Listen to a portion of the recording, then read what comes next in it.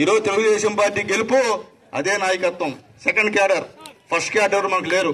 Second cadre చేస్తేనే ఈరోజు మనం గెలిచాము. కాబట్టి ఆ సెకండ్ క్యాడర్కి నాయకత్వం చెప్పాలని మిమ్మల్ని అందరినీ కోరుకుంటున్నామని చెప్పి తెలియజేస్తూ, ప్రతి పదవుల్లో ఇచ్చేటువంటి ప్రతి పదవుల్లో ఎస్సీలకి, బీసీలకి, మైనార్టీలకి ఖచ్చితంగా ప్రాధాన్యత ఇవ్వమని చెప్పి నాయకత్వాన్ని కోరుతున్నా. మీరు ఇవ్వకపోతే మాత్రం నేను ఖచ్చితంగా సంతకం పెట్టనని చెప్పి ఖచ్చితంగా ఈ వేదిక ద్వారా తెలియజేస్తున్నా. కాబట్టి పేదవాళ్ళందరినీ కాపాడండి. మీరు కాపాడితే వాళ్ళు మిమ్మల్ని కాపాడతారు, నన్ను కూడా మీరు కాపాడతారు. కాబట్టి మా పేదవాళ్ళని దయచేసి అధికారులు కూడా చెప్తున్నాను సార్, అధికారుల కులం వల్ల నాకు తెలియదు, కానీ మీరు ఎవరన్నా కావచ్చు నాకు తెలియదు, పేదవాళ్ళకి పనిచేయండి. పేదవాళ్ళని మీ కార్యాలయాల చుట్టూ తిప్పించుకోవద్దు.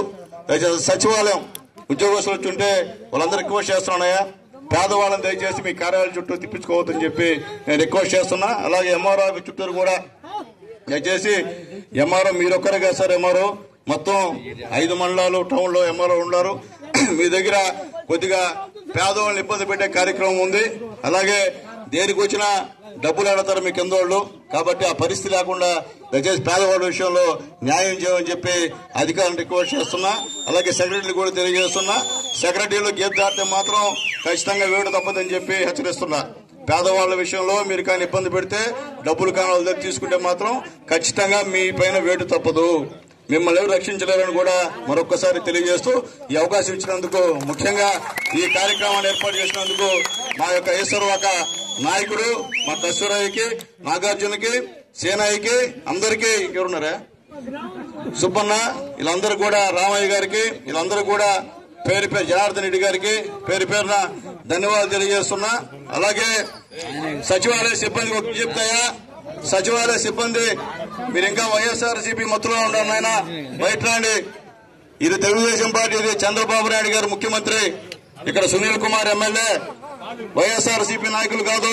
దయచేసి ఆ మత్తులో బయట రండి. మీరంతా ఉద్యోగస్తులు, మీరేం నామినేట్ చేయబడి ఉద్యోగస్తులు కాదు. మీరు కష్టపడి చదివి మీకు పెట్టినటువంటి పరీక్షల్లో ఉత్తీర్ణులై ఇంటర్వ్యూకి వెళ్ళి వచ్చిన వాళ్ళు మీరు. కాబట్టి మీరు ఏ పార్టీకి మీరు తొత్తులు కావద్దు నాయన. మనందరం కూడా ప్రజల సేవ చేద్దాం, ప్రజలతో మమేకం అవుతాం.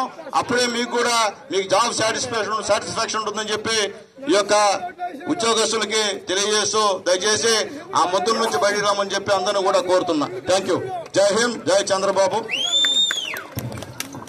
వ్యవసాయ అధికారుల ద్వారా విత్తనాలు పంపిణీ ఉంది, దయచేసి ఆగండి. పంపిణీ అయిన తర్వాత అదే